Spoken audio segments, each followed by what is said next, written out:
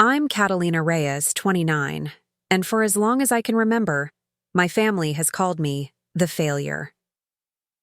Last Thanksgiving, at our annual gathering in my parents' sprawling house in Millbrook Heights, I thought maybe, just maybe, this year would be different. I was wrong. As we sat around the mahogany dining table that had witnessed decades of family celebrations, my cousin Esperanza was regaling everyone with stories about her recent promotion to senior partner at her law firm. My brother Diego was showing off, photos from his luxury real estate developments in downtown Phoenix.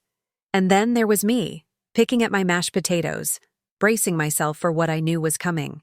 Before we jump back in, tell us where you're tuning in from, and if this story touches you, make sure you're subscribed, because tomorrow, I've saved something extra special for you. So, Catalina, my Aunt Remedios said with that familiar tone of barely concealed pity, still playing around with those little computer games of yours? The table went quiet, except for the sound of Uncle Roberto's fork scraping against his plate.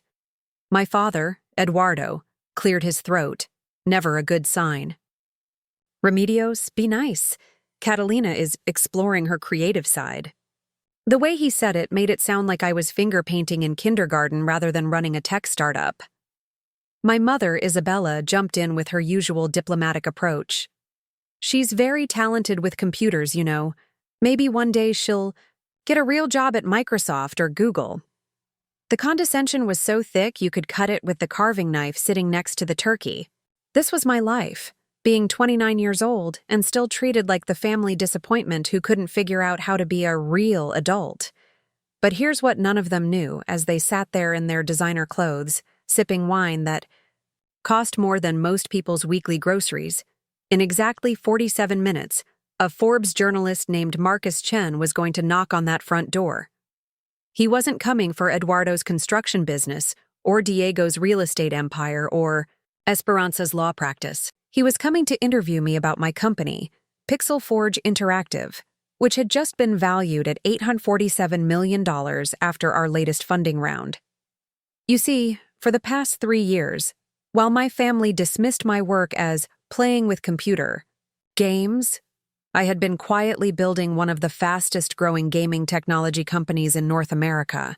The mobile gaming platform I developed in my tiny apartment in Riverside District had attracted over 200 million users worldwide. The artificial intelligence system I created for procedural game generation had caught the attention of every major tech company on the planet.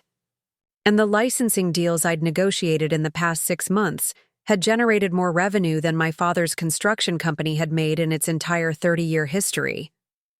But sitting at that Thanksgiving table, listening to Esperanza explain why her billable hours made her more valuable to society than my hobby, I felt exactly like I had at 16 when I'd tried to explain why I wanted to study computer science instead of business administration, like everyone expected. The same dismissive glances, the same patronizing smiles, the same subtle but devastating message. Catalina doesn't quite measure up to family standards. At least she's not asking us for money anymore, Diego said with a laugh, completely unaware that the little app he was mocking had generated enough cash flow for me to buy his entire real estate portfolio twice over. Remember when she wanted us to invest in her revolutionary gaming idea? He made air quotes with his fingers, the same gesture that had crushed my confidence 3 years ago when I desperately needed just $50,000 to get Pixel Forge off the ground. If you're enjoying this story already, drop a comment, letting me know where you're watching from. I have a feeling a lot of you know exactly what it feels like to be underestimated by the people who are supposed to believe in you most. My grandmother, Abuela Carmen, the family matriarch who everyone revered and feared in equal measure, leaned forward with that look she got when she was about to deliver one of her legendary pronouncements. "Mija," she said, her voice carrying the weight of decades of family authority. "When are you going to stop this nonsense and settle down with a nice man? Have some children? Esperanza is already planning her wedding to that doctor, and Diego just bought that beautiful house in Scottsdale for his family. You're almost 30, Catalina. Time is running out for you to make something real of your life." The words hit exactly where they were meant to, right in that soft spot where all my insecurities lived. Because despite everything I had accomplished, despite the fact that TechCrunch had called me the most innovative game developer of my generation just 2 months earlier, sitting in that room with my family made me feel like I was still the awkward teenager who spent too much time in front of computers and not enough time living up to everyone's expectations. What none of them could have imagined was that in less than an hour, Marcus Chen would be sitting in our formal living room with his recording equipment, asking me about the Forbes 30 Under 30 feature they were planning, about the acquisition offers from Apple and Google that I'd been quietly declining, and about how a girl from Millbrook Heights had managed to disrupt an entire industry, while her own family remained completely oblivious to her success. Hit that subscribe button right now, because you're not going to believe what happened when that doorbell rang, and everything my family thought they knew about the failure came crashing down around that perfectly set Thanksgiving table. Trust me, the look on Esperanza's face alone was worth 3 years of being called the family disappointment. But I'm getting ahead of myself. To understand how we got to that moment, you need to know the whole story, and it starts with a family that was absolutely convinced they had me all figured out. Preparing and narrating this story took us a lot of time, so if you are enjoying it, subscribe to our channel. It means a lot to us. Now back to the story.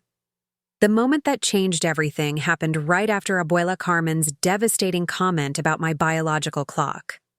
I was sitting there, fork halfway to my mouth, feeling the familiar sting of being reduced to my perceived failures, when my cousin Esperanza decided to twist the knife a little deeper. "You know what Catalina's problem is?" she announced to the entire table, her voice carrying that particular brand of cruelty that only comes from someone who's never doubted their own success. She's been living in a fantasy world for so long. She actually believes her little games matter. Meanwhile, the rest of us are out here contributing to society, building real careers, creating actual value. The table erupted in knowing nods and murmurs of agreement. Uncle Roberto raised his wine glass in a mock toast. "To real careers," he declared, his voice dripping with sarcasm. "And to family members who understand the difference between playing pretend and actual work." My father Eduardo actually laughed, at his brother's joke. "At least she's not asking us to invest in another one of her billion-dollar ideas," he said, making those same devastating air quotes that Diego had used earlier. "Remember that presentation she gave us 3 years ago? Charts and graphs about market penetration and user acquisition. Like we were supposed to take venture capital advice from someone who'd never held a real job. That presentation, God, I remembered every humiliating second of it. I'd spent weeks preparing a professional pitch deck, complete with market analysis, revenue projections, and detailed technical specifications for Pixel Forge Interactive. I'd stood in this very dining room, my hands shaking as I explained my vision for revolutionizing mobile gaming through AI-driven procedural content generation. I'd asked for $50,000, less than Diego spent on his car that year, in exchange for a 5% equity stake in what I knew would become something extraordinary. The response had been swift and brutal. Esperanza had questioned whether I understood basic business principles. Uncle Roberto had suggested I get some real-world experience before asking adults for money. My mother had gently recommended that I consider more traditional career paths that offered security and stability, and my father, my own father, had ended the meeting by saying he couldn't in good conscience invest family money in what amounted to an expensive hobby. They'd sent me away that night feeling like a delusional child who'd embarrassed herself by dreaming too big. I'd gone home to my cramped apartment in the Riverside district, eaten leftover pizza for dinner, and cried myself to sleep wondering if maybe they were right. Maybe I was just fooling myself. Maybe I should give up on Pixel Forge and find a nice, safe job at someone else's company where I could blend into the background and stop disappointing everyone. But sitting at this Thanksgiving table 3 years later, listening to them rehash that same humiliation like it was their favorite family story, something inside me finally snapped. Not the explosive kind of snap that makes you scream or storm out, the quiet kind that shifts something fundamental in your chest and changes how you see everything around you. "You want to know what's funny about that presentation?" I said, my voice cutting through their laughter like a knife through butter. The table went silent. All eyes turned to me, probably expecting another round of self-deprecating apologies or defensive explanations that they could dismiss and mock. Instead, I reached into my purse and pulled out my phone. With deliberate calm, I opened my banking app and turned the screen toward the center of the table. The number displayed there, 47,832,156.73, represented just my personal checking account balance, not investments, not company assets, not projected future earnings. Just liquid cash sitting in a basic savings account earning minimal interest, because I'd been too busy scaling my business to properly diversify my portfolio. "That $50,000 you wouldn't loan me?" I continued, my voice steady and clear. "I make that much in about 6 hours now. The expensive hobby you all loved mocking? It generated more revenue last quarter than Dad's construction company has made in its entire existence." The silence that followed was deafening. Esperanza's wine glass was frozen halfway to her lips. Diego's mouth was literally hanging open. Uncle Roberto's face had gone completely white, and my mother looked like she was trying to solve a complex mathematical equation in her head. "But that's impossible," Esperanza finally whispered, her voice cracking slightly. You're just the failure?" I finished for her. "Yes, I know. That's what you've all been calling me for years. And you know what? In about 35 minutes, you're going to find out exactly how much of a failure I really am." I stood up from the table, smoothing my simple black dress. Nothing fancy, nothing that would have suggested the kind of success I was describing. "There's someone coming to the house tonight, a journalist. He's here to interview me for a Forbes feature about young entrepreneurs who are reshaping entire industries. He's also going to ask me about my recent acquisition offers from Apple and Google, and why I turned down $1.2 billion to maintain control of my company." The color drained from my father's face. "Catalina, what are you talking about?" I smiled then, not the apologetic, people-pleasing smile I'd worn my entire life around this family, but something new. Something that belonged to the woman who'd built an empire while they'd been busy explaining why she'd never amount to anything. I'm talking about the fact that in half an hour, you're all going to discover that the family failure is about to be featured on the cover of Forbes magazine as one of the most successful tech entrepreneurs of her generation. The doorbell was going to ring soon, and when it did, everything they thought they knew about me, everything they thought they knew about success, about value, about who deserved respect in this family, was about to change forever. Subscribe right now if you want to see what happened when Marcus Chen knocked on that door, because the looks on their faces when they realized they'd been wrong about me for 3 entire years, absolutely priceless. The shocked silence around the table transported me back to where this whole journey really began, not 3 years ago with that disastrous presentation, but 7 years earlier when I was a 22-year-old computer science graduate sitting in this exact same dining room, trying to explain to my family why I'd turned down a prestigious job offer from Meridian Financial Group. "You did what?" My father had exploded when I told them I'd declined the $95,000 starting salary to instead accept an entry-level position at a small gaming studio called Nexus Interactive for $38,000 a year. "Catalina, do you understand what you've just thrown away? Meridian Financial is one of the most respected firms in Phoenix. Their employees get company cars, full health benefits, retirement plans. You could have been set for life." My mother had been equally devastated. "Mija, I've been bragging to all my friends at the church about your job offer. Mrs. Gutierrez was so impressed. Her daughter Maria only makes $65,000 at the bank. How am I supposed to explain this to everyone? But I knew something they didn't. During my internship at Meridian, I'd spent 3 months watching miserable people in expensive suits shuffle through spreadsheets they hated, attending meetings about projects that bored them to tears, and counting down the minutes until they could escape back to their real lives. The gaming industry job paid less than half as much, but when I walked through Nexus Interactive's converted warehouse space and saw programmers debugging code at 2 a.m. because they were genuinely excited about solving problems, I knew I'd found my people.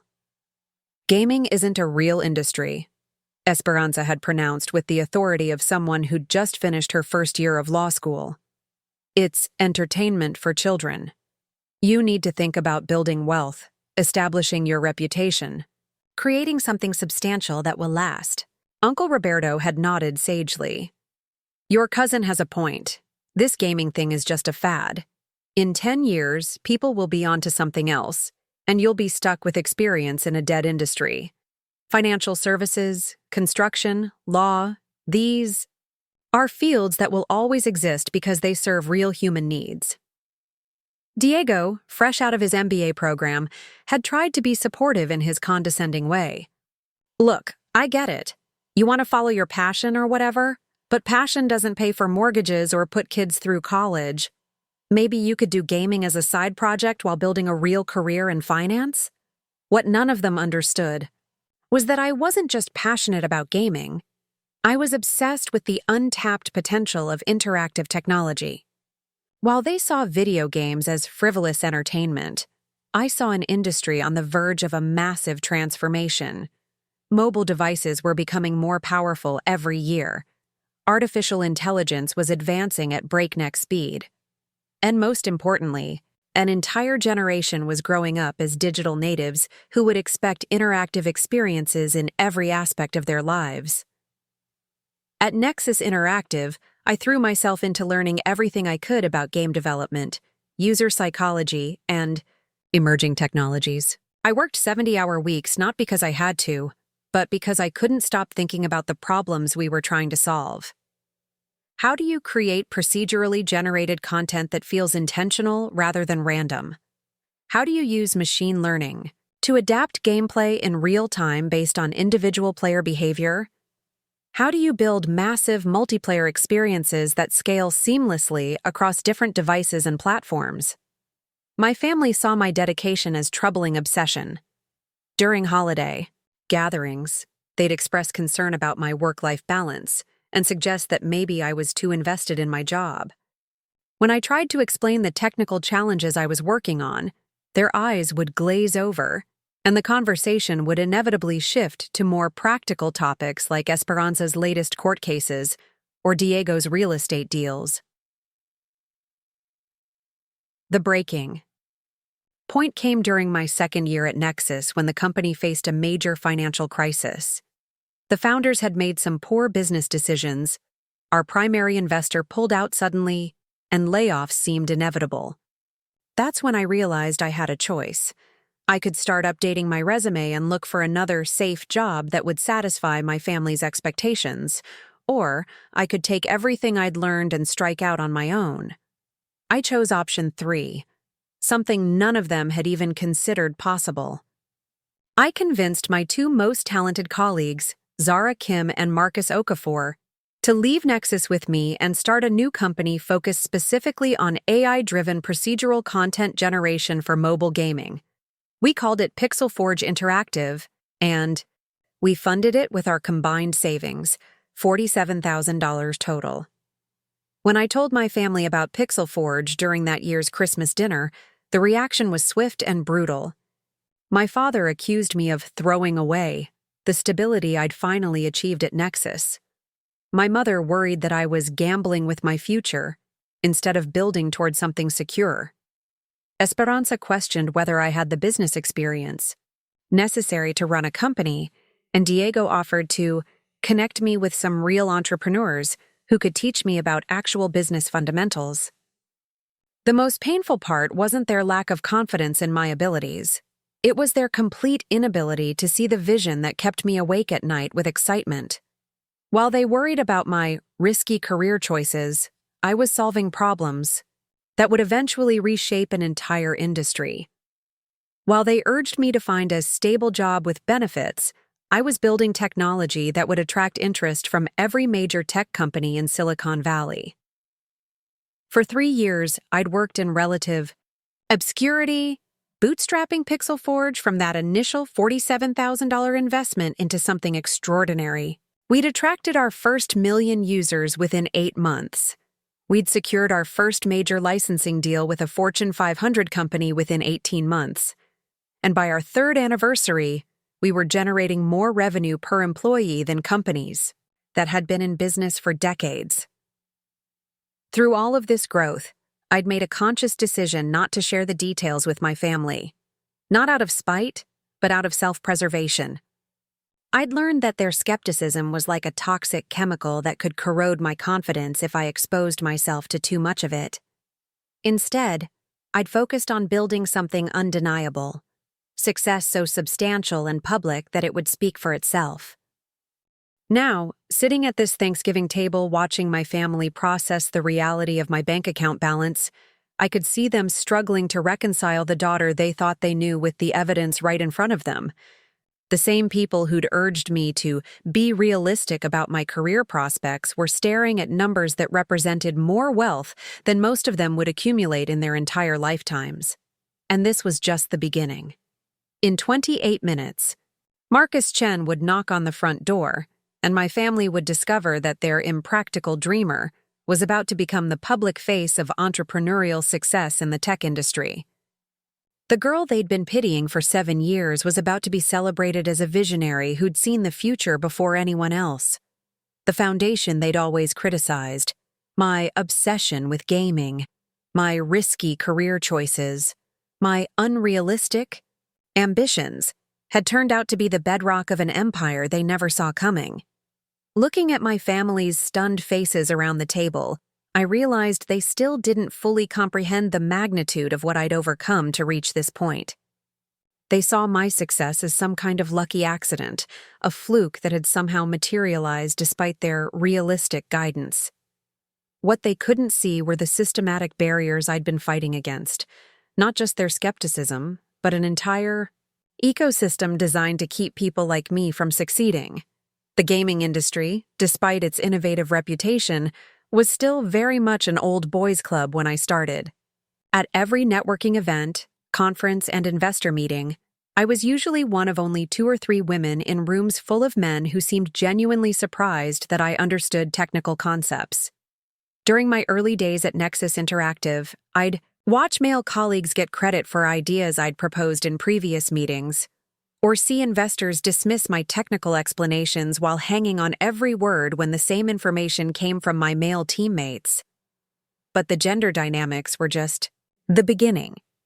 The real obstacle was what I came to think of as the pedigree problem.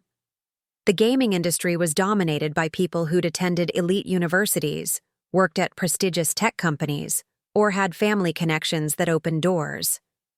When potential investors looked at my resume and saw Arizona State University instead of Stanford, Nexus Interactive instead of Electronic Arts, and a background in practical programming rather than theoretical computer science, I could watch their interest, visibly cool. The venture capital world was even worse. During our early fundraising attempts for Pixel Forge, I'd sit in glass-walled conference rooms listening to investors explain why our technology seemed interesting but probably wasn't scalable. They'd question whether we truly understood the competitive landscape or had the strategic vision necessary to build a sustainable business. The subtext was always clear. We were smart enough to build something functional, but we lacked the sophistication to build something significant. What made these interactions particularly frustrating was that I could see they weren't actually evaluating our technology or our business model. They were evaluating us, our backgrounds, our networks, our perceived fit with their existing portfolio companies. When I'd present our user engagement metrics, showing retention rates 40% higher than industry standards, they'd nod politely, and then ask if we'd considered partnering with more established players who could provide adult supervision. The most devastating rejection came from a prominent venture capital firm called Pinnacle Ventures. I'd spent 6 weeks preparing for their presentation, working 18-hour days to perfect our pitch deck and financial projections. The meeting was scheduled for 45 minutes, but after 20 minutes, the lead partner, Jonathan Hayes, interrupted my technical demonstration to ask a question that still makes my blood boil. "This is all very impressive," he'd said with the kind of smile that doesn't reach the eyes. "But I have to ask, do you really think you're the right person to lead this company to the next level? We've seen a lot of promising technologies fail because the founders didn't have the experience or connections necessary to scale properly. Have you considered bringing in a more seasoned CEO while you focus on the technical development?" The question hit like a physical blow. Here I was, presenting technology that I'd personally designed and built, explaining market opportunities that I'd identified through years of hands-on experience, and this man was suggesting that I wasn't qualified to lead my own company. When I asked what specific experience or connections I was lacking, he became vague, talking about industry relationships and strategic partnerships and executive presence. The real answer, of course, was that I didn't look like their mental image of a successful tech CEO. I wasn't a charismatic Stanford graduate with family money and Silicon Valley connections. I was a working-class Hispanic woman from Arizona who'd built something extraordinary through pure technical skill and relentless effort, and that apparently didn't fit their investment thesis. After the Pinnacle rejection, I made a decision that would define the next phase of Pixelforge's growth.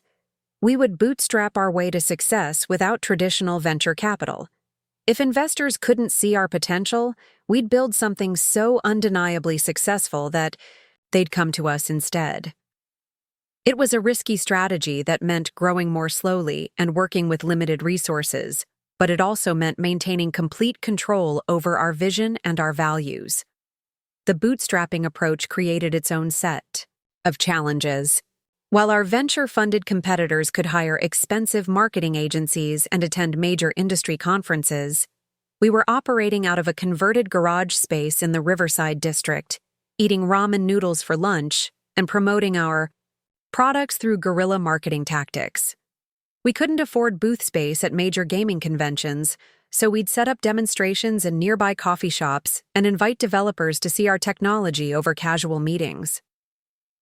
My family interpreted these resource constraints as evidence that Pixelforge wasn't a real business. When I'd mention working weekends or eating dinner at my desk, they'd exchange concerned glances and suggest that maybe I was pushing too hard on something that wasn't meant to be. When I'd turn down family gatherings because I had critical deadlines, they'd lecture me about work-life balance and the importance of maintaining perspective. The most painful obstacles, though, were the ones that came from within my own community. Other Hispanic entrepreneurs would question whether I was selling out by working in gaming instead of addressing more serious social issues. Extended family members would suggest that I was being too ambitious and should focus on finding a husband and starting a family. Even well-meaning friends would ask when I was going to grow out of this gaming phase and pursue something more mature. Each of these interactions was like a small wound that would heal slowly while others accumulated. The cumulative effect was a constant background noise of doubt that I had to actively fight against every single day. There were nights when I'd lie awake wondering if everyone else was right, if I was deluding myself about Pixelforge's potential, if I should just cut my losses and find a stable job that would make everyone happy. The breakthrough that changed everything came not from overcoming these obstacles, but from learning to use them as fuel. Every investor who dismissed our technology became motivation to build something they couldn't ignore. Every family member who questioned my choices became incentive to prove them spectacularly wrong. Every industry insider who suggested I wasn't CEO material became inspiration to redefine what successful leadership could look like. By the time Pixelforge reached our first $1 million in annual revenue, I'd developed what I called systematic resilience, the ability to absorb endless skepticism while maintaining unwavering focus on our core mission. When competitors with 10 times our funding tried to poach our best developers, we retained them by offering equity stakes and creative freedom that larger companies couldn't match. When industry publications ignored our product launches, we built direct relationships with gaming communities that generated more authentic buzz than traditional media coverage. Now, watching my family struggle to process the reality of what I'd built, I could see them beginning to recognize the magnitude of what they'd been dismissing. The little computer games they'd mocked had generated more wealth than any of their traditional career paths. The unrealistic ambitions they'd discouraged had materialized into exactly the kind of success they claimed to value. In 22 minutes, Marcus Chen would arrive to discuss Pixel Forge's upcoming Forbes feature, and my family would discover that all those obstacles they'd helped create had only made me stronger, more focused, and more determined to build something extraordinary. The silence that had settled over our Thanksgiving table was deafening, but it gave me time to reflect on what building Pixel Forge had truly cost me. Sacrifices that went far beyond the financial, investments my family had never understood. They saw my bank account balance now, but they couldn't see the price I'd paid in loneliness, health, relationships, and pieces of myself that I'd traded away for the success they were finally witnessing. The most devastating loss came 18 months into Pixel Forge's development, when I had to make a choice that still haunts me. My grandmother, Abuela Rosa, not Carmen, who was sitting across from me now, but my maternal grandmother, who had raised me during my childhood years, was diagnosed with advanced pancreatic cancer. The doctors gave her 3 to 6 months, and she asked me to come home to Tucson to help care for her during her final weeks. I was in the middle of negotiating our first major licensing deal with Quantum Entertainment, a contract worth $2.3 million that would either establish Pixel Forge as a serious player in the industry or mark the beginning of our decline if it fell through. The negotiations were at a critical phase, requiring daily calls with their technical team, constant revisions to our proposal, and my personal presence at several key meetings in Los Angeles. "Mija, your business can wait," my mother had pleaded, over the phone, her voice breaking. "Your abuela is asking for you specifically. She wants to teach you how to make her mole recipe, the one that's been in our family for generations.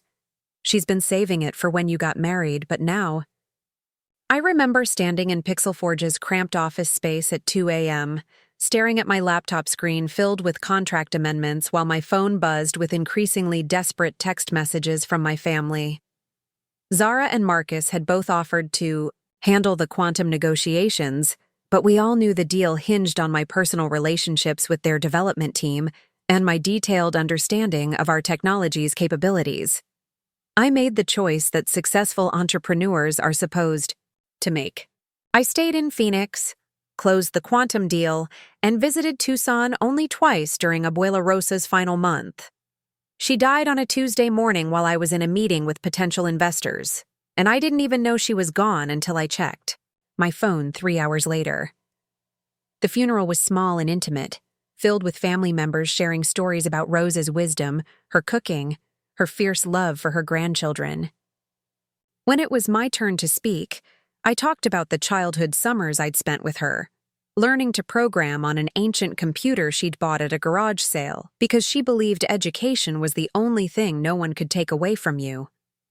What I didn't mention was that she'd died clutching a printed email I'd sent her about Pixel Forge's first successful product launch, a message I'd written in Spanish because I knew it would make her proud, even though I wasn't there to translate it in person. My cousin Elena, Rosa's favorite grandchild who had dropped everything to care for her during those final weeks, pulled me aside after the service. "She understood why you couldn't come," Elena said, but her eyes told a different story.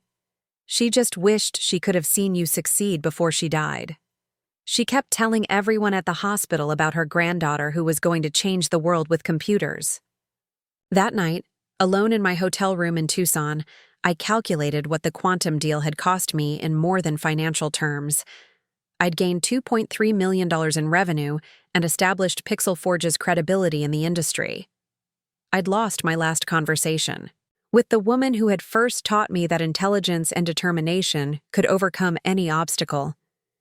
The math didn't balance, but the choice couldn't be undone. The health costs were more gradual, but equally devastating. During Pixel Forge's second year, when we were working 18-hour days to meet impossible deadlines, I developed what my doctor diplomatically called stress-related complications. Chronic insomnia that left me functioning on 3 hours of sleep per night, anxiety attacks that would hit during important meetings, making me excuse myself to hyperventilate in bathroom stalls. A persistent stomach condition that made eating solid food nearly impossible for weeks at a time. I lost 35 pounds in 4 months, not through any intentional diet plan, but because my body was consuming itself under the pressure of trying to build something extraordinary with insufficient resources.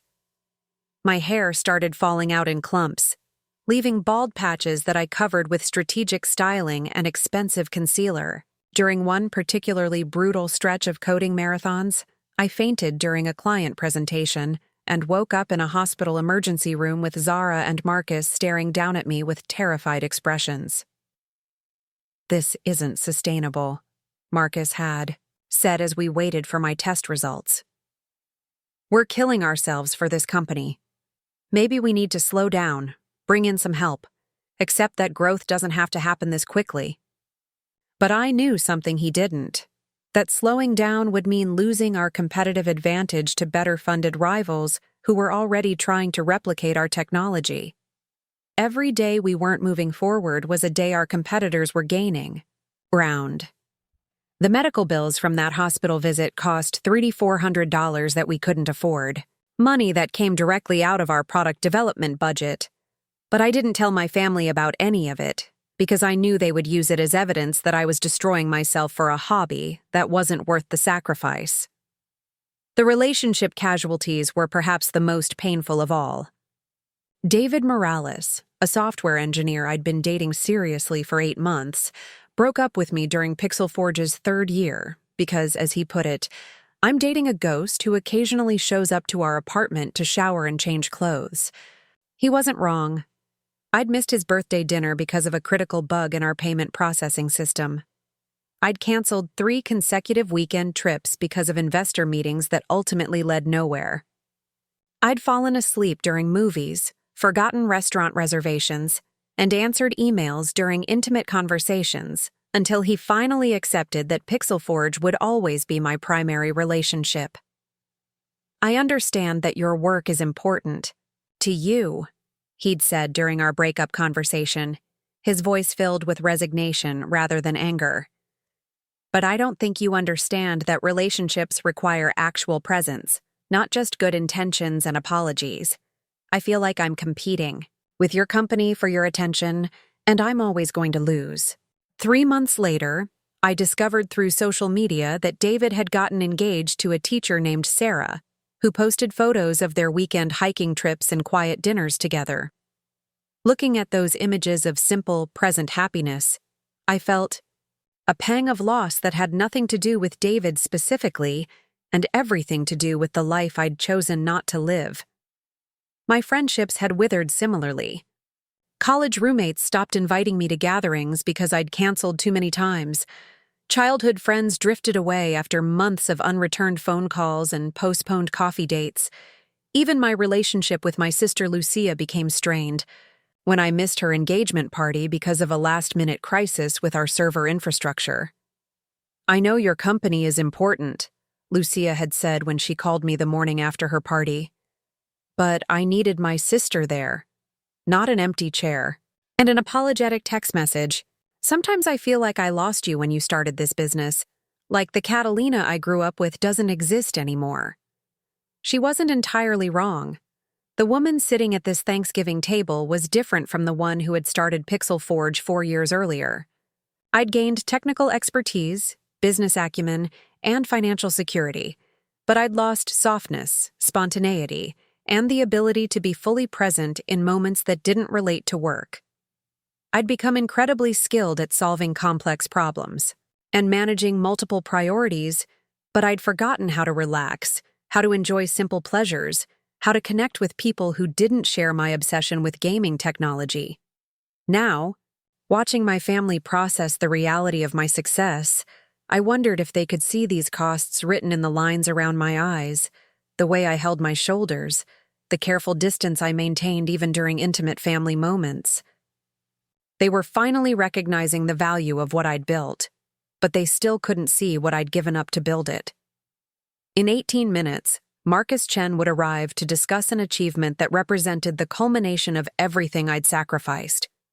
The Forbes feature would celebrate Pixel Forge's success and my vision as an entrepreneur, but it wouldn't mention Rose's funeral, David's empty apartment, or the nights when I'd wondered if winning had cost me everything that made victory meaningful. 3. Numbers in my bank account were real, but so was the price I'd paid to put them there. The moment that finally shattered my last thread of patience didn't come from Esperanza's usual cruelty or my father's dismissive comments. It came from something far more devastating, watching my family actively sabotage an opportunity that could have changed everything, not just for me, but for our entire community. 6 months ago, I'd been invited to speak at the Hispanic Business Leaders Summit in downtown Phoenix, a prestigious event that brought together successful Latino entrepreneurs from across the Southwest. The invitation had come directly from the event organizers after they'd read about Pixel Forge's success in TechCrunch, and they specifically wanted me to address young Latinas who were considering careers in technology. I'd been genuinely excited about the speaking opportunity, not just for the professional recognition, but because it represented exactly the kind of platform I'd dreamed of having when I was struggling through those early years of doubt and isolation. The chance to tell other young Hispanic women that they didn't have to choose between honoring their heritage and pursuing ambitious careers in technology felt like a responsibility I'd been preparing for my entire life. When I mentioned the speaking engagement during our monthly family dinner at my parents' house in Millbrook Heights, I expected at least polite congratulations. Instead, I was met with immediate skepticism and barely concealed embarrassment. "A business summit?" my mother had asked, her voice tinged with confusion. "But you're not a business owner, mija. You just work with computers. Won't people expect you to talk about real business things like finance and management?" Uncle Roberto had been even more direct.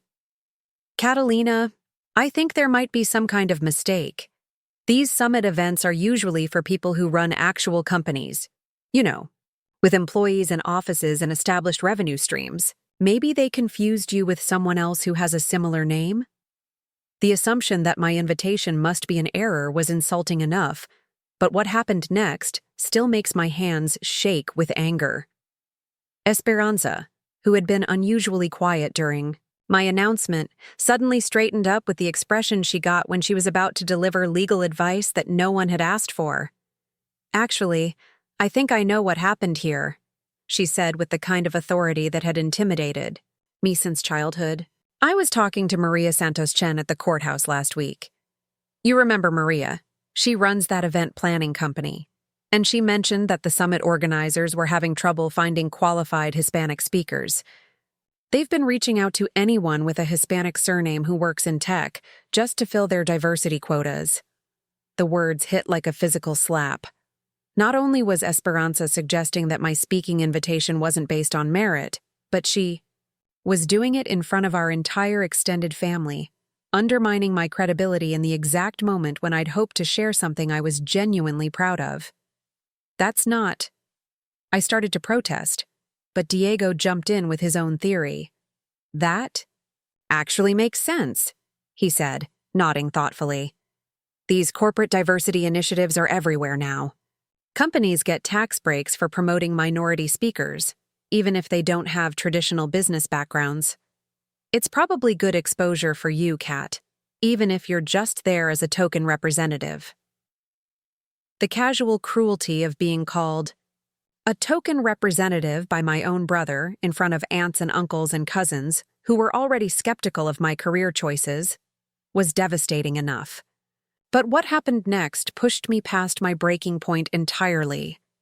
My father, who I'd always hoped would eventually recognize my achievements, cleared his throat in that way that meant he was about to deliver a pronouncement that everyone was expected to accept as wisdom. Catalina, I think you need to be very careful here.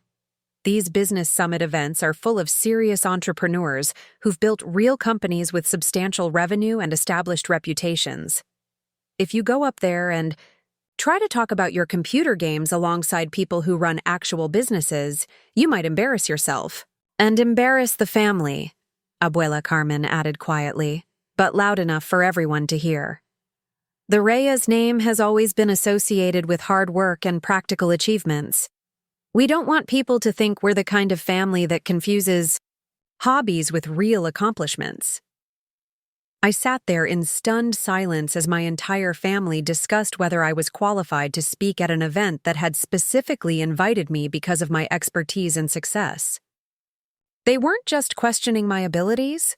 They were actively trying to talk me out of an opportunity that represented everything I'd been working toward for 4 years.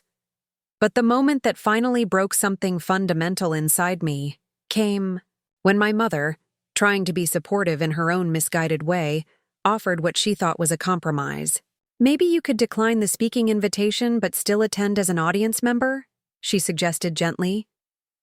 You could learn from the real business owners who are presenting, and it might give you some ideas for how to eventually transition your computer hobby into something more substantial. The phrase real business owners echoed in my head like a bell that wouldn't stop ringing. Here I was, sitting at a table surrounded by people who claimed to love me, and not one of them could acknowledge that I had already built something substantial. Not one of them could recognize that my computer hobby had generated more revenue in 2 years than most of their real businesses would produce in a decade. You want to know something interesting about this summit? I said, my voice cutting through their continued discussion about whether I should attend as a learning opportunity. The table went quiet. The organizers didn't invite me because of diversity quotas or token representation. They invited me because Pixel Forge Interactive was featured as one of the fastest-growing Hispanic-owned businesses in the Southwest by the Phoenix Business Journal 3 months ago. I pulled out my phone and showed them the article, a full-page feature complete with professional photos and detailed financial analysis that none of them had bothered to read, despite my having shared it in our family group chat. They invited me because our annual revenue last year was $12.4 million, which puts us in the top 5% of all businesses founded by Hispanic women in Arizona. I continued, watching their faces change as they processed numbers they couldn't dismiss or rationalize away. They invited me because we employ 37 people, most of them young Latinos who are earning 6-figure salaries in an industry that barely existed when I started my career. The silence that followed was different from their usual dismissive quiet. This was the sound of people realizing they had fundamentally misunderstood something important, and the discomfort of that realization was written across every face at the table. "But why didn't you tell us about any of this?" my mother asked, her voice small and confused. "If your company is doing so well, why have you been letting us think?" "Think what?" I interrupted, feeling 4 years of suppressed frustration, finally breaking free. "Think that I'm wasting my life. Think that I'm embarrassing the family. Think that I need to find a real job and stop playing with computers?" Diego shifted uncomfortably. "We never said you were embarrassing the family. We just thought—" "You thought I was the family failure," I finished for him. "You thought my work didn't matter, my achievements weren't real, and my dreams were just juvenile fantasies that I needed to outgrow. And you know what the most heartbreaking part is? I started believing you." The admission hung in the air like smoke from a fire that had been smoldering for years. For the first time in my adult life, I was telling my family exactly how their constant skepticism had affected me, and I could see the impact of my words registering on their faces. "I almost turned down the summit speaking invitation," I continued, my voice growing stronger with each word. "For about 10 minutes after I got the email, I actually considered declining because I was afraid you might be right. Afraid that I really was just a pretender who would embarrass herself in front of real business owners. Catalina, my father started, but I held up my hand. No, let me finish. Because that moment, when I almost let your doubt convince me to reject an opportunity I'd earned through my own hard work, that was when I realized I had to choose. I could keep trying to win your approval by making myself smaller, or I could embrace the success I'd built and stop apologizing for it. I stood up from the table, my legs surprisingly steady despite the adrenaline coursing through my system. I gave that keynote speech 6 months ago to an audience of 800 business leaders. I talked about building technology companies that create opportunities for underrepresented communities. I received 3 standing ovations and 17 offers for follow-up interviews. Looking around the table at my family's shocked faces, I felt something shift inside me that I recognized as the moment when I stopped needing their validation to know my own worth. And in 14 minutes, I said, glancing at my watch, a Forbes journalist is going to knock on our front door to interview me about being featured on their 30 under 30 list. He's going to ask me about overcoming obstacles and building success against the odds. And for the first time in my life, I'm going to tell that story without worrying about whether my own family believes it's true. The moment I finished speaking, I realized I'd crossed a line I could never uncross. For 29 years, I'd been trying to earn my place at this table through compliance and apology. Now, standing in my parents' dining room with the weight of my achievements finally spoken aloud, I felt the terrifying freedom of having nothing left to lose. My phone buzzed with a text message. Marcus Chen. Running about 10 minutes early. Should I wait in the car or come to the door? I stared at the message, knowing that my answer would determine not just how the next hour unfolded, but how the rest of my relationship with my family would develop. I could ask him to wait, give my family time to process what I'd revealed, maybe find a way to soften the blow of what was about to happen. Instead, I typed back, "Come to the front door. We're ready for you." "What are you doing?" my mother asked, watching me text with growing alarm. "Who are you messaging? Catalina, you need to sit down so we can talk about this properly." "There's nothing to talk about," I replied, slipping my phone back into my purse. "Marcus Chen from Forbes will be here in about 8 minutes. He's bringing a photographer and audio equipment for a formal interview. This isn't a casual conversation. It's a professional feature story about Pixel Forge's success and my journey as an entrepreneur." The transformation in the room was immediate and electric. Esperanza's face went completely white. Diego started frantically smoothing his hair and checking his appearance in the reflection of his wine glass. Uncle Roberto suddenly became very interested in straightening his tie, while Aunt Remedios began clearing dishes with nervous energy. "Forbes?" my father repeated, his voice cracking slightly. "The actual Forbes magazine? The one with Bill Gates and Warren Buffett on the cover?" "The same one," I confirmed. "Marcus specifically requested to conduct the interview here, in my family home, because he wants to capture the personal side of the success story. He's interested in talking about my background, my support system, and how my family influenced my entrepreneurial journey." The irony wasn't lost on anyone in the room. For years, they'd questioned whether my work was legitimate, whether my achievements were real, whether I deserved to be taken seriously as a business owner. Now, a journalist from the most prestigious business publication in the world was coming to their house specifically to document my success, and they were scrambling to figure out how to present themselves as the supportive family they'd never actually been. "Well, of course we've always believed in Catalina's potential," Abuela Carmen announced, her voice taking on the authoritative tone she used when rewriting history to suit her purposes. "The Reyes family has always valued innovation and hard work. We're very proud of her accomplishments." I stared at her in amazement. This was the same woman who, 15 minutes earlier, had worried about me embarrassing the family name. Now she was claiming credit for achievements she'd actively discouraged.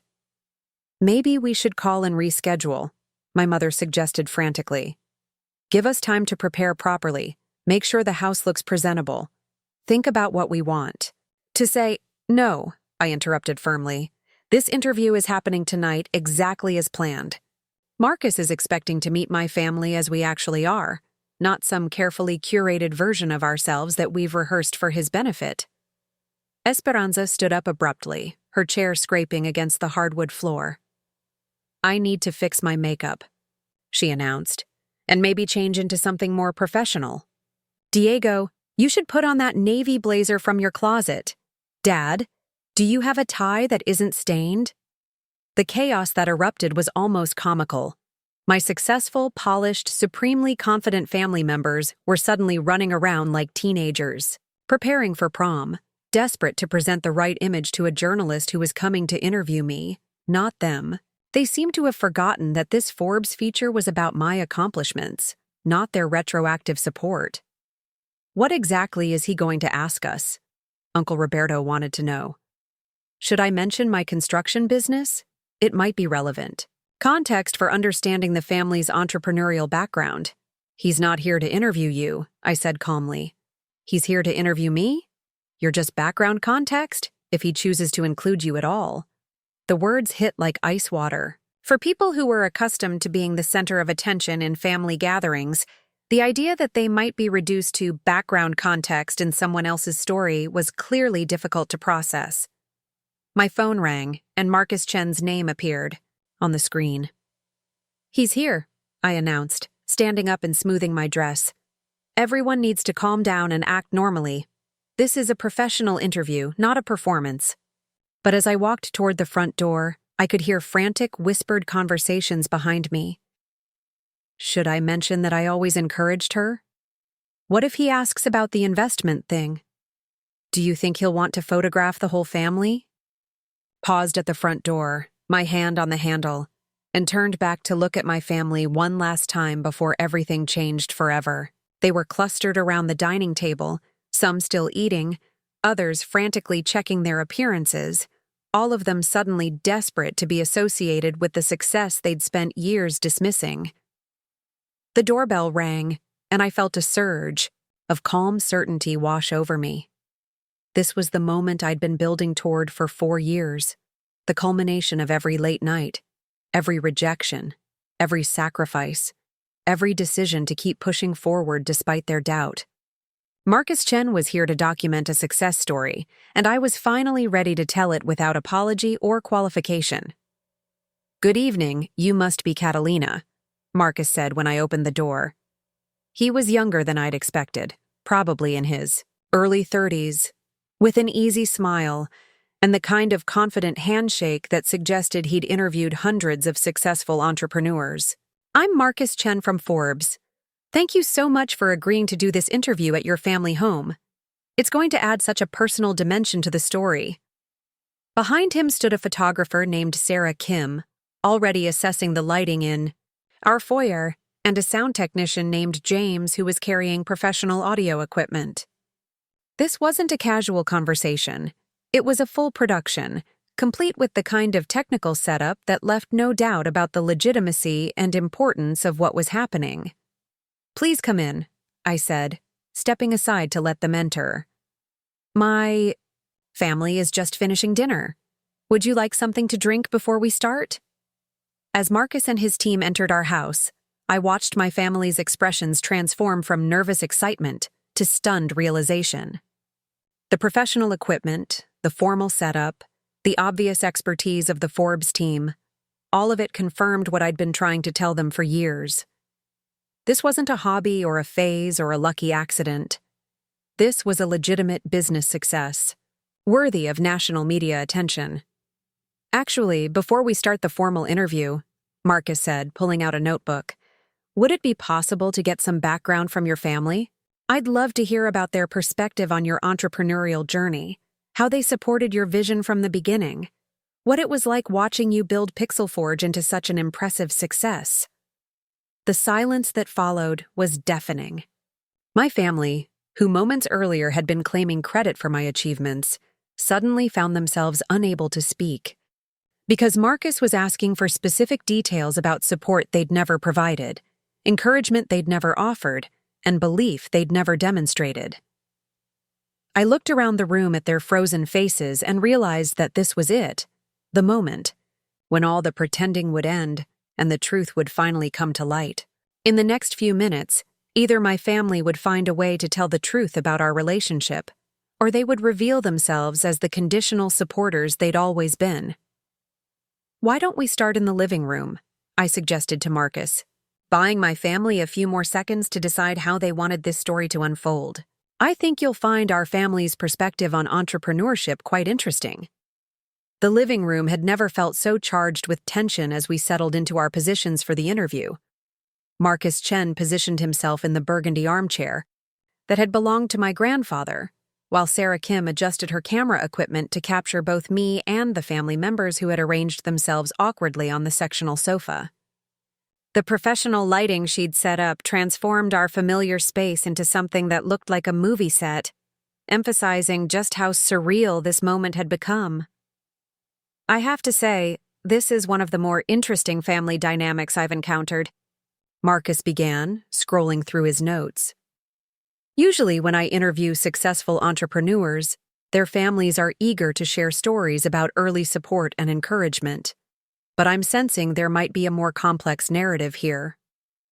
My father shifted uncomfortably on the sofa, his face flushed with the kind of embarrassment that comes from being caught in an uncomfortable truth.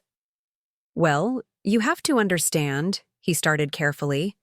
"Catalina has always been very independent. She didn't always share details about her business progress with us." "That's interesting," Marcus replied, his journalist instincts clearly picking up on the subtext. "Catalina, from your perspective, how would you characterize your family's involvement in your entrepreneurial journey?" The question hung in the air like a loaded weapon. I could feel my family's eyes on me, silently pleading for me to maintain the fiction that they'd been supportive all along. For a moment, I was tempted to give them an easy way out, to play along with the revisionist history they were desperately trying to construct. Instead, I told the truth. "My family thought I was wasting my life," I said simply. "For 4 years, they consistently encouraged me to abandon Pixel Forge and find what they called a real job. They refused to invest in my company when I needed startup capital, dismissed my industry as unserious, and regularly referred to my work as a hobby that I needed to outgrow." The silence that followed was deafening. Marcus looked genuinely intrigued, his pen poised over his notebook as he absorbed this unexpected honesty. Sarah Kim continued photographing, but I could see her eyebrows raise slightly behind her camera. "That must have been incredibly challenging," Marcus said, his tone shifting to one of deeper professional interest. "Can you tell me about specific moments when you had to choose between family approval and business success?"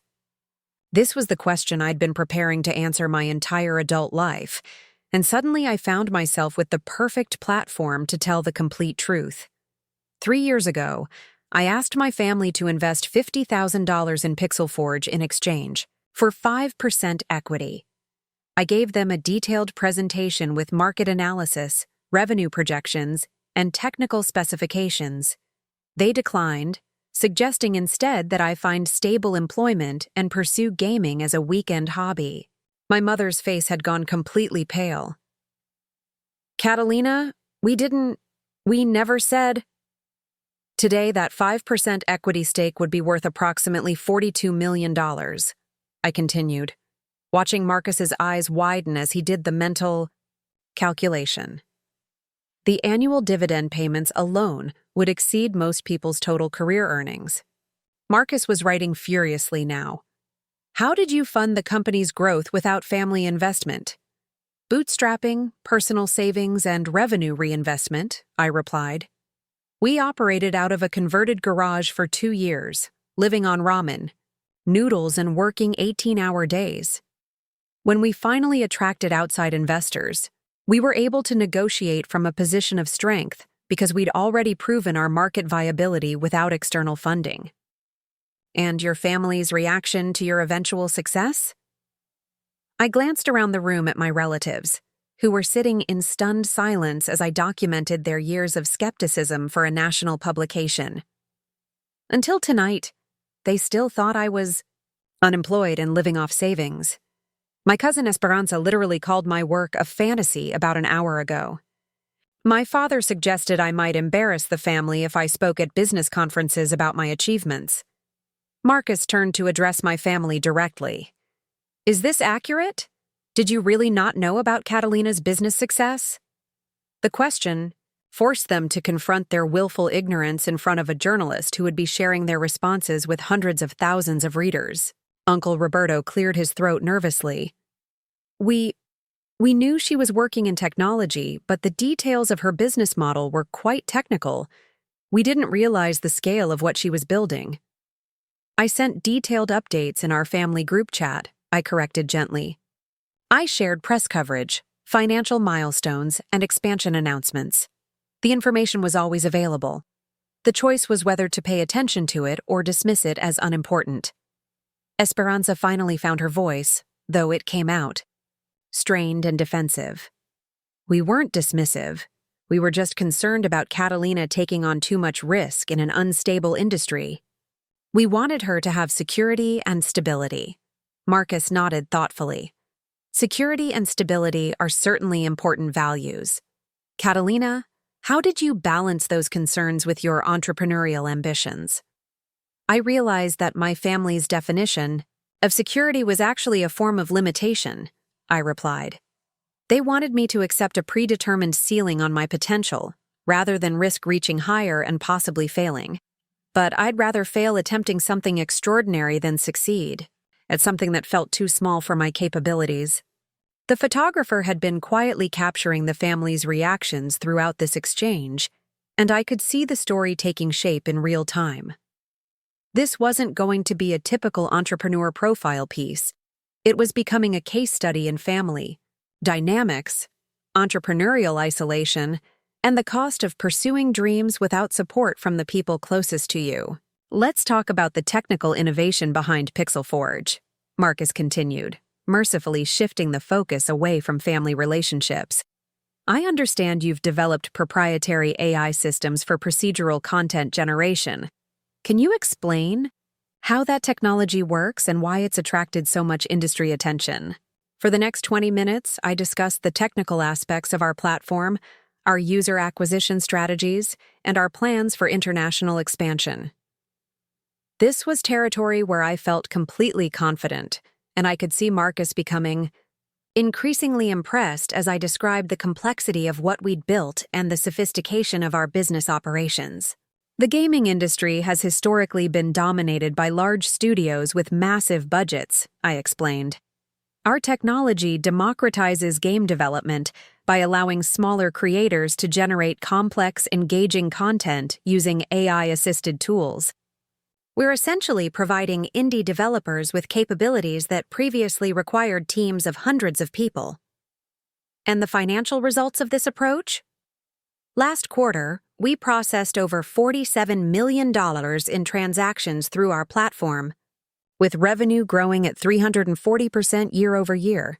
We're projecting $85 million in annual revenue for next year, with expansion into virtual reality and augmented reality markets that could triple our addressable audience. I could see my family absorbing these numbers with growing amazement. They'd never heard me discuss Pixel Forge's financials in detail because they'd never asked questions that indicated genuine interest in understanding my business.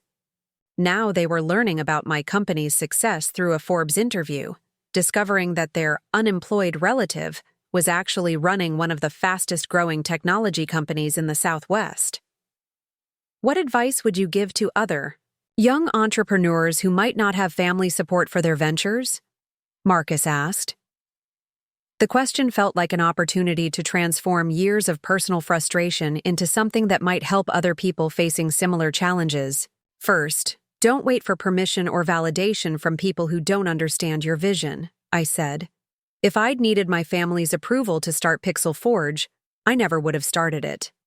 Second, find your tribe. Surround yourself with people who share your ambitions and understand your industry. The support you need exists, but it might not come from the places you expect. And finally, prove them wrong through results, not arguments. I spent years trying to convince my family that my work mattered. What actually changed their minds was a Forbes journalist showing up at their door with professional camera equipment.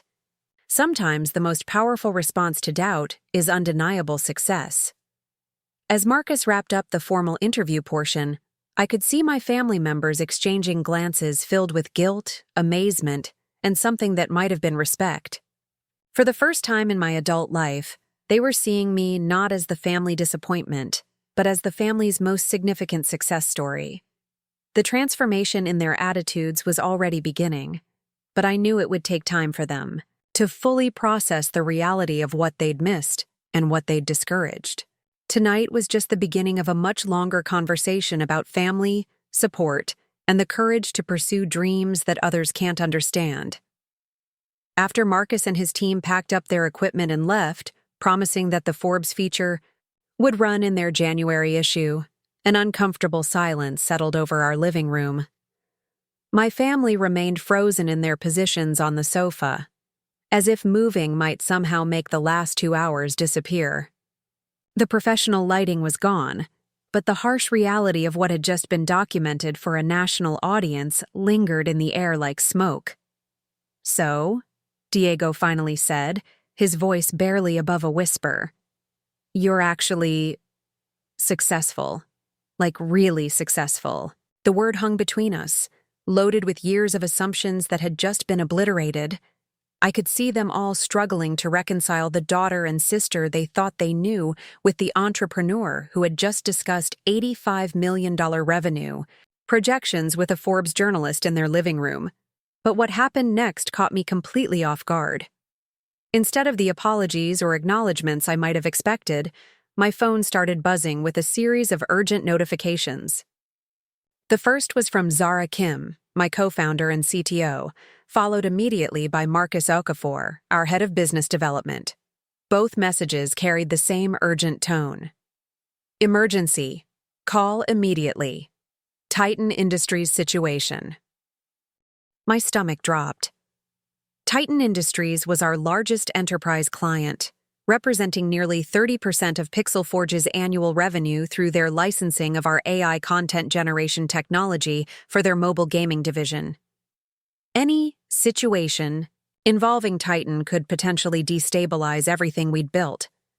"I need to take this call," I said, stepping out onto the back patio where I could speak privately. Zara answered on the first ring, her voice tight with stress. "Kat, we have a problem. Rebecca Chen from Titan just called an emergency meeting for tomorrow morning. She's flying in from Seattle with their entire executive team, and she specifically requested that you be present for what she's calling a critical strategic discussion about our partnership moving forward." My heart rate accelerated. Rebecca Chen was Titan's chief innovation officer, the person who had originally championed our partnership and advocated for the massive licensing deal that had transformed Pixel Forge from a promising startup into a major industry player. If she was calling an emergency meeting, it meant one of two things. Either Titan was planning to dramatically expand our partnership, or they were preparing to terminate it. "Did she give any indication of what this is about?"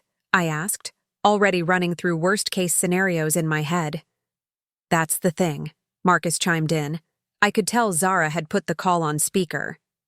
"We've been hearing rumors all week about Titan potentially acquiring smaller AI companies to build their own internal content generation capabilities. There's talk that they're trying to bring everything in-house rather than continuing to license external technology." The implications hit me like a physical blow. If Titan decided to terminate our partnership and build competing technology internally, it wouldn't just cost us 30% of our revenue, it would signal to the entire industry that our approach was replaceable. Other enterprise clients might follow suit, viewing our success as a temporary bridge to developing their own solutions, rather than a long-term strategic partnership. "There's more," Zara continued, her voice grim.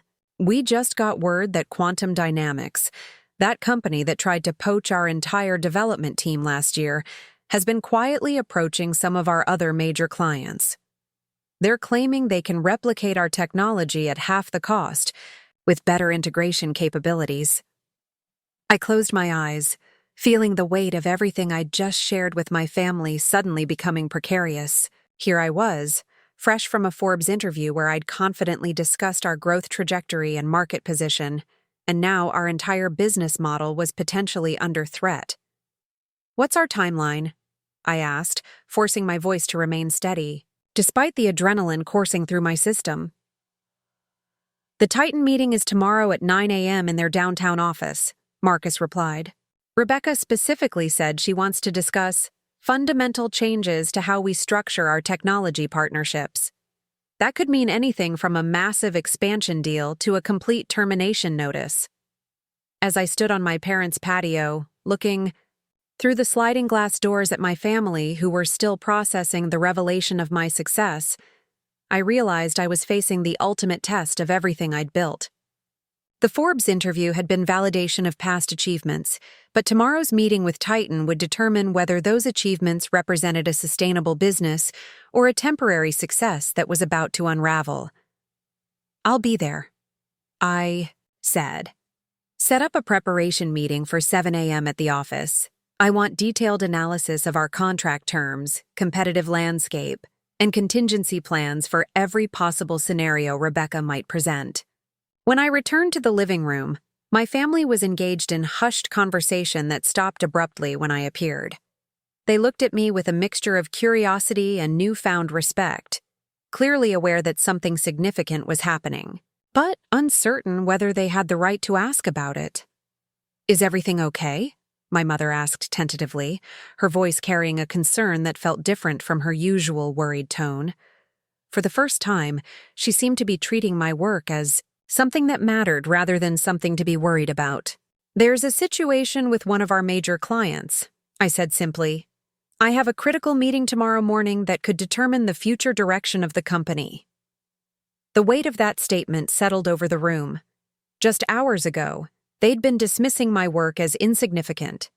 Now they were confronting the reality that my computer games supported not just my own livelihood, but the careers of 37 employees and the financial security of millions of dollars in business partnerships.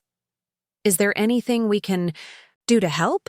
my father asked, and I could hear genuine concern in his voice for the first time when discussing my career. "I mean, I don't understand the technical aspects, but if this is important to your business..." The offer was touching, even though we both knew there was nothing they could contribute to a high-stakes technology negotiation. But the gesture represented something more significant than practical assistance. It was an acknowledgement that my work deserved the same kind of family support and concern that they'd always shown for Diego's real estate deals or Esperanza's legal cases. "The best thing you can do is wish me luck," I replied. "Tomorrow's meeting will either confirm that Pixel Forge is positioned for the next phase of growth or force us to completely restructure our business model to survive." Esperanza, who had been unusually quiet since the Forbes interview, finally spoke up. "What happens if this client decides not to renew their contract?" It was a smart question, and I could see that she was trying to understand the real stakes involved. "We lose about 30% of our annual revenue immediately," I explained. "More importantly, we lose our credibility as a stable technology partner, which could trigger other clients to reconsider their own commitments. In a worst-case scenario, we could go from a $47 million company to a $15 million company overnight." The numbers landed with visible impact. These were the same people who had questioned whether my business was real just hours earlier, and now they were confronting the possibility that it might be too real, that its success or failure could have consequences measured in tens of millions of dollars and dozens of jobs. "But you're prepared for this meeting?" Diego asked, his business school training evident in the way he framed the question. "You have strategies for different scenarios?" "I have contingency plans," I confirmed, "but ultimately, this meeting will test whether everything we've built over the past 4 years is sustainable or just a lucky streak that's about to end." As I looked around the room at my family's faces, I realized that tomorrow's meeting with Titan Industries would determine more than just Pixel Forge's business future. It would either validate the confidence I displayed during the Forbes interview, proving that my success was built on solid foundations, or expose it as premature celebration of achievements that weren't as secure as they appeared. The family, that had spent years questioning my choices, would be watching to see whether the business they'd finally started to respect could survive its first major crisis. And honestly, I wasn't entirely sure what the answer would be. The elevator ride to the 42nd floor of Titan Industries' downtown Phoenix headquarters felt like it lasted an eternity. I stood between Zara and Marcus, all three of us dressed in our most professional attire, carrying laptops and presentation materials that represented 4 years of our lives. Through the glass walls of the elevator, I could see the sprawling city below, looking deceptively calm for a Friday morning that could determine whether Pixel Forge survived or became another cautionary tale about startups that grew too fast. "Remember," I said quietly as we approached the executive floor, "we're not here to defend ourselves.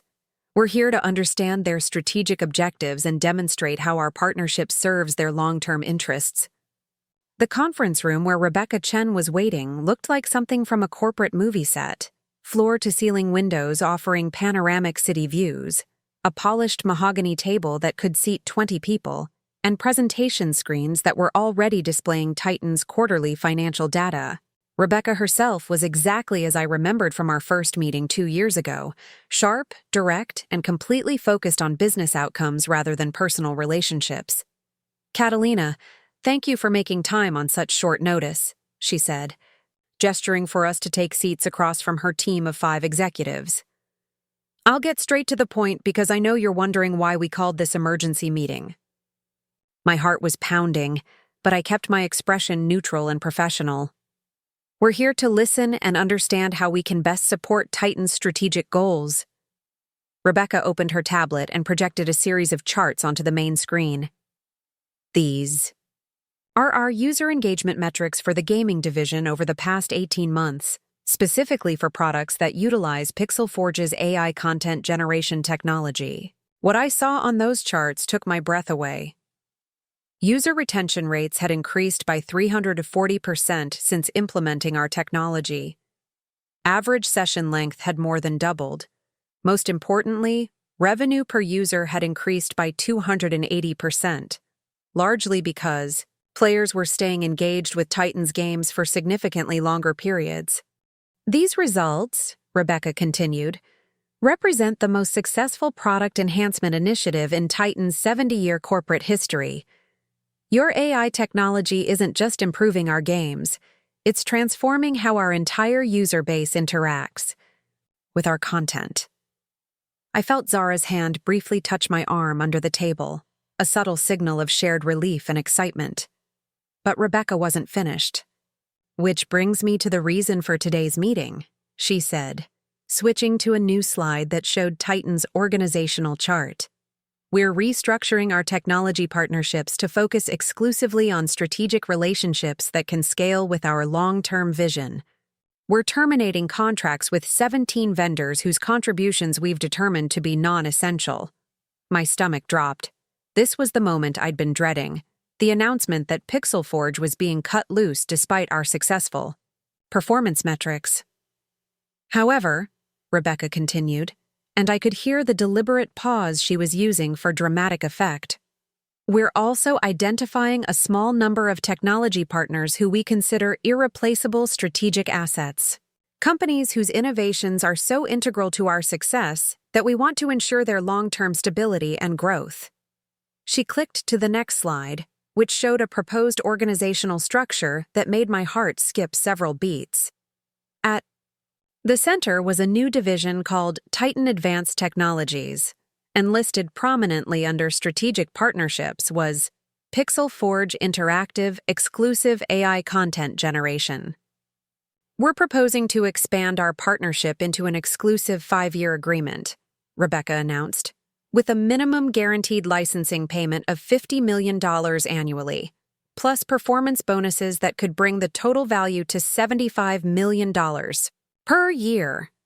In exchange, Pixel Forge would become Titan's exclusive provider of AI-driven content generation technology, with joint development resources and shared intellectual property on future innovations.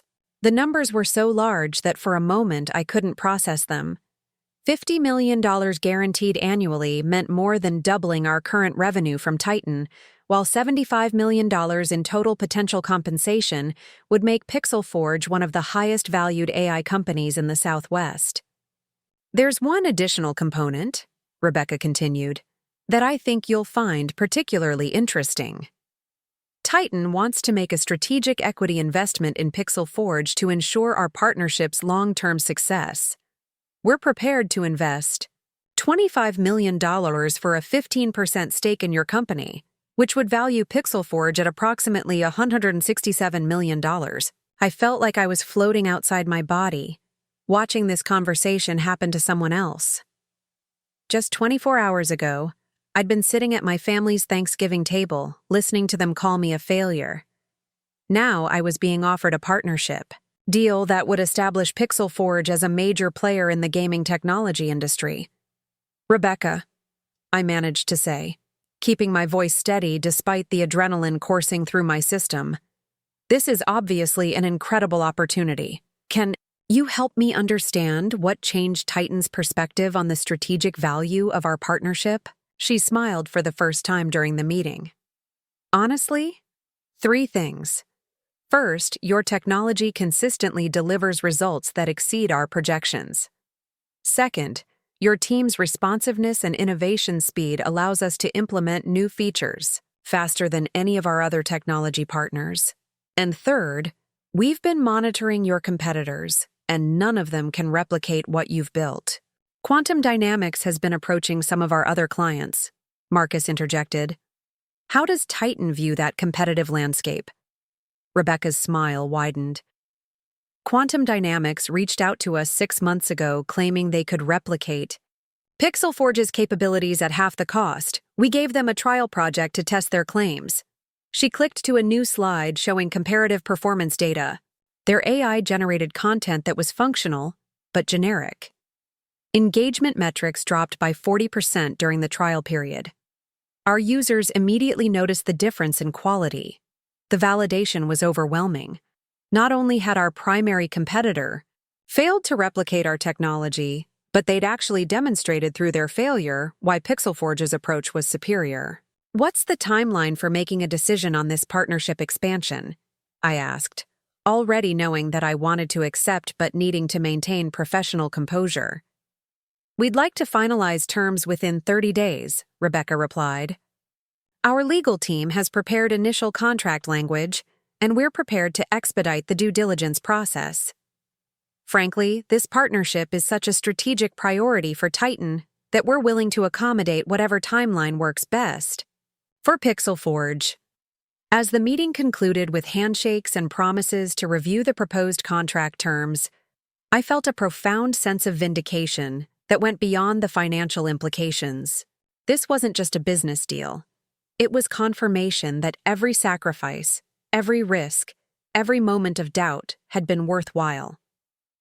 Walking back to the elevator with Zara and Marcus, I realized that my phone had been buzzing with text messages throughout the meeting. My family had been checking in, asking how the meeting went, whether everything was okay with my business. For the first time in my adult life, they were genuinely concerned about my professional success rather than worried about my life choices. "So," Zara said as the elevator doors closed, "I guess we should probably call an emergency celebration meeting instead of an emergency crisis meeting." As we descended toward the lobby, I thought about how I would explain this development to my family. Yesterday, they'd discovered I was successful. Today, I would tell them that success was about to multiply beyond anything they could have imagined. The woman who had been called the failure at Thanksgiving dinner was about to become the CEO of a company valued at $167 million, with guaranteed annual revenue that exceeded the combined lifetime earnings of everyone who had ever doubted her. But more than the money, more than the validation, more than the vindication of every choice I'd made, This partnership represented proof that building something extraordinary was possible, even when the people closest to you couldn't see the vision until it became undeniable reality. 3 months after that life-changing Thanksgiving dinner, I'm sitting in my new corner office on the 30th floor of Phoenix's downtown technology district, looking out at the same city skyline I'd seen from Titan Industries that day, but from an entirely different perspective. The Forbes article hit newsstands 6 weeks ago with my photo on the cover under the headline, "The Failure Who Built an Empire: How Family Doubt Fueled a $167 million Success Story." The response has been overwhelming. Interview requests from major media outlets, speaking invitations from universities across the country, and a book deal offer that would have seemed impossible just 4 months ago. But the most significant changes haven't been professional. They've been personal, and they started with a phone call from my mother 2 days after the Titan partnership announcement. "Misha," she said, her voice carrying a vulnerability I hadn't heard since childhood, "I need to apologize to you, not just for last week, but for years of not seeing what you were building. Your father and I have been talking, and we realize we failed you as parents in ways we're only beginning to understand." The conversation that followed lasted 3 hours and covered territory we'd never explored as adults. My mother talked about how her own dreams of becoming a teacher had been discouraged by her family, who insisted that marriage and motherhood were more practical goals. She explained how their fears about my risky career choices came from their own experiences of economic insecurity and their desperate desire to see me safely established in a way they'd never been. "We thought we were protecting you from disappointment," she said through tears. "But we were actually protecting ourselves from having to admit that maybe the safe choices we made weren't the only right ones." My father's apology came during a walk through the neighborhood where I'd grown up, past the house where I'd first learned to code on that ancient computer Abuela Rosa had bought me. "I've been thinking about what that Forbes reporter asked," he said, "about how families support their children's dreams, and I realized that I spent so much time trying to protect you from failure that I never learned how to help you succeed." Most profound conversation happened with Esperanza, who requested a private lunch meeting at a downtown restaurant where she could speak freely without the rest of the family listening. What she told me changed my understanding of our entire relationship. "I've been jealous of you since we were teenagers," she admitted, staring down at her untouched salad. "You always knew exactly what you wanted to do with your life, and you pursued it with this incredible focus that I envied. I went to law school because it seemed impressive, not because I loved the law. I became successful because I was good at competition, not because I found meaning in the work." She paused, gathering courage for what came next. "When you started talking about gaming and technology, it reminded me of everything I'd given up to follow a path that looked good from the outside but felt empty on the inside. Making fun of your dreams was easier than admitting I'd never had the courage to pursue my own." These conversations with my family have taught me something crucial about success that no business school or entrepreneurship program ever covers. The people who doubt your dreams aren't necessarily your enemies. Often, they're people who've been conditioned to fear the very risks that success requires, and their skepticism says more about their own limitations than yours. The transformation in my family's attitude has been remarkable to witness. Diego now asks detailed questions about Pixel Forge's expansion plans and has even invested his own money in our latest funding round. Uncle Roberto brings his construction industry colleagues to our networking events, proudly introducing me as the tech genius in the family. Abuela Carmen has started telling everyone at church about her granddaughter who was featured on the cover of Forbes, though I suspect she still doesn't entirely understand what Pixel Forge actually does. But the most meaningful change has been watching my extended family begin to support other young relatives who are pursuing unconventional paths. My cousin Sophia, who wants to study film production instead of business administration, suddenly has advocates instead of critics. My nephew Miguel, who's been developing mobile apps since he was 14, is now being encouraged rather than told to focus on more serious subjects. The success of Pixel Forge has given me a platform I never expected, and I've chosen to use it primarily to address other young entrepreneurs who are building something significant while their families remain skeptical. Last month, I gave a keynote address at the National Hispanic Entrepreneurs Conference titled Building Bridges While Building Businesses: How to Maintain Family Relationships When You're Disrupting Expectations. The response from the audience was overwhelming. Person after person approached me afterward with stories that mirrored my own. Brilliant, ambitious people who were creating extraordinary value while their families worried they were wasting their potential. The common thread wasn't family cruelty or intentional sabotage, but rather the fundamental disconnect between generations that had learned to value security over possibility. My advice to them has become my personal mission statement. Don't wait for permission to pursue your vision, but don't give up on the people who can't see it yet. Sometimes the greatest gift you can give your family is the example of what becomes possible when you refuse to accept their limitations as your own. The Titan partnership has exceeded even our most optimistic projections. We've expanded our team to 85 employees, opened offices in Seattle and Austin, and begun development on virtual reality applications that could revolutionize how people interact with digital content. The financial success has been gratifying, but what means more to me is receiving emails from young women in technology who tell me that seeing my story gave them permission to pursue their own ambitious dreams. Last week, I received a handwritten letter from a 17-year-old girl in Tucson whose parents were pressuring her to abandon her plans to study computer science in favor of a more stable career in nursing. She wrote, "Reading about your Thanksgiving dinner made me realize that other people's fears don't have to become my ceiling. If you could build a $167 million company while your family called you a failure, maybe I can at least try to build something meaningful while mine calls me impractical." That letter now sits framed on my office wall, next to the Forbes cover and a photo of Abuela Rosa with her ancient computer. These reminders keep me grounded in the real purpose behind everything I've built.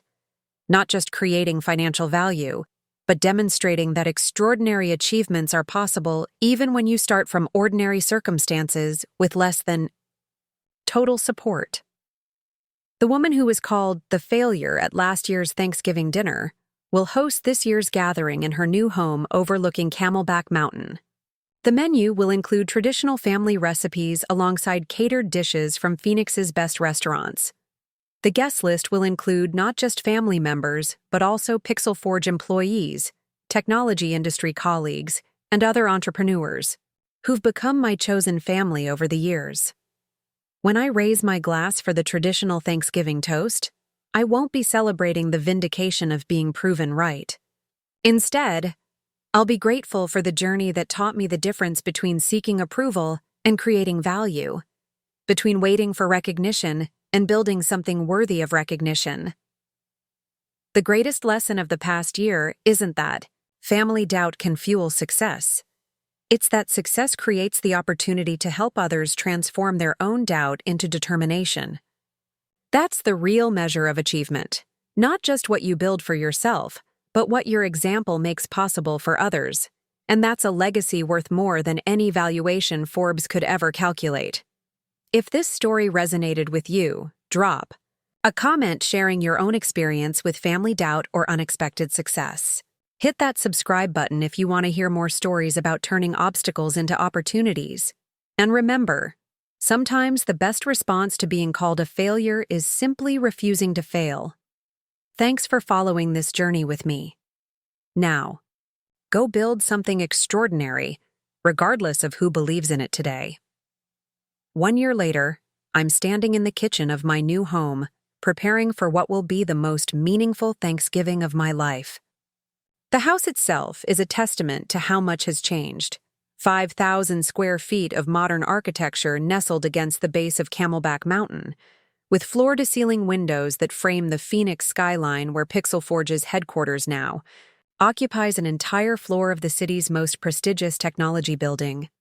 But the real transformation isn't in the granite countertops or the professional-grade kitchen where I'm preparing my grandmother Rosa's mole recipe, the one she never got to teach me before she died. I had to learn it from her handwritten notes, found in a box of her belongings that my aunt finally gave me last month. The irony isn't lost on me that I'm cooking this family recipe in a kitchen that cost more than most people's entire homes, while reflecting on a woman who believed in my potential when no one else could see it. The guest list for today's dinner reads like a who's who of my journey, from family disappointment to Forbes cover story. Zara and Marcus will be here with their families, both of them now millionaires thanks to their equity stakes in Pixel Forge. Dr. Patricia Gonzalez, the therapist who helped me process the emotional complexity of sudden success and family reconciliation, is bringing her teenage daughter who wants to study artificial intelligence at MIT. Eleanor Marshall, my former coffee shop mentor, will arrive with her wife and the business plan for the tech incubator she's launching with advice and funding from Pixel Forge's new venture capital arm. My sister Lucia is flying in from Denver with her fiancé and their 6-month-old daughter, Isabella Rosa, named after both my mother and the grandmother who never got to meet her. Lucia's engagement party, the one I missed 4 years ago for a server crisis, was rescheduled and celebrated properly at my house last summer, with Pixel Forge covering all expenses as my way of apologizing for years of being absent when it mattered. Even David Morales, my ex-boyfriend who broke up with me for being a ghost, sent a congratulatory card when the Forbes article came out. He's married now to Sarah, the teacher, and they seem genuinely happy in their simple present life. His note was gracious and thoughtful. I'm glad you found the success you were willing to sacrifice everything for. I hope you've also found the balance you were willing to sacrifice for success. His words hit deeper than he probably intended. The truth is that building Pixel Forge to its current $300 million valuation has required learning entirely new skills around delegation, team building, and, most challenging of all, being present for the important moments that success creates, rather than constantly chasing the next milestone. The most difficult conversation I've had this year wasn't with a client or investor, but with my nephew Miguel, now 16 and already earning substantial income from his mobile app development work. He came to me 6 months ago, torn between accepting early admission to Stanford's computer science program or taking a gap year to focus on scaling his apps into a full business. Everyone keeps telling me I should take the safe path and get my degree first, he said during one of our monthly mentoring dinners. But you didn't wait for permission to start Pixel Forge. You just started building. The responsibility of being the family's success story, the person whose choices now influence how other young relatives think about risk and opportunity, has been more complex than I anticipated.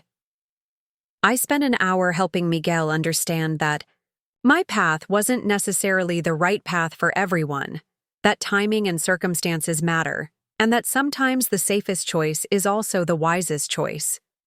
The difference, I told him, is being intentional about your decisions rather than defaulting to what other people expect. Whether you go to Stanford or start your business now, make sure it's because you've evaluated your options and chosen the path that aligns with your goals, not because you're rebelling against expectations or conforming to them. He chose Stanford with a plan to continue developing his apps part-time and launch his company properly after graduation. Watching him make that thoughtful, strategic decision reminded me that true success isn't just about achieving your dreams. It's about helping others develop the wisdom to pursue theirs intelligently. The doorbell rings, and I know it's my parents arriving early to help with final preparations. This will be the first Thanksgiving where my father doesn't ask when I'm going to settle down and find stability, and the first where my mother doesn't worry that I'm working too hard on something that might not last. Instead, they'll probably ask about the new VR gaming platform we're launching next quarter, and whether I think Miguel's apps have commercial potential. The transformation in our family dynamics has been profound, but it's also taught me something unexpected about forgiveness and growth. The people who doubted me weren't villains in my story. They were products of their own experiences with risk and limitation. Learning to separate their fears from their love has allowed me to maintain relationships that could have been permanently damaged by years of misunderstanding. As I put the finishing touches on Rose's mole recipe, I think about the conversation I'll have with the young entrepreneurs who follow my social media accounts and read my quarterly newsletter. This Thanksgiving story, from being called the failure to hosting a dinner for 80 people in a multi-million-dollar home, has become a touchstone for people who are building something significant while their families remain skeptical. But what I want them to understand isn't just that vindication is possible. It's that vindication without wisdom is hollow, that success without relationships is lonely, and that the most meaningful achievement isn't proving others wrong. It's helping others expand their definition of what's possible. The woman who raised a hot dog in a defiant toast 2 years ago has learned that the most powerful response to being underestimated isn't just exceeding expectations. It's using your platform to help others exceed theirs, creating a legacy that extends far beyond financial metrics or media coverage. Tonight, when I raise my glass to propose the traditional Thanksgiving toast, I'll be grateful not just for the success I've achieved, but for the failure I was called. Because that label became the catalyst for proving that other people's limitations never have to become your ceiling. And tomorrow, I'll wake up in this beautiful house, drive to my corner office, and continue building something extraordinary, not to prove anyone wrong anymore, but because I finally understand that the only validation that matters is the kind you give yourself. That's the real lesson of this journey. Success isn't about escaping the people who doubt you. It's about becoming the person who no longer needs their belief to know your worth. If you've made it this far in the story, you're probably someone who understands what it feels like to be underestimated. Take this as your sign. Whatever they're calling you today doesn't have to define what you become tomorrow. The only failure that matters is the failure to try. Now go build something so extraordinary that they'll have no choice but to rewrite their definition of possible. Thank you for following this entire journey with me. Remember to subscribe for more stories about turning doubt into determination, and drop a comment sharing what dream you're building despite the skeptics. Your story matters, and it's waiting to be written. Up next, you've got 2 more standout stories right on your screen. If this one hit the mark, you won't want to pass these up. Just click and check them out.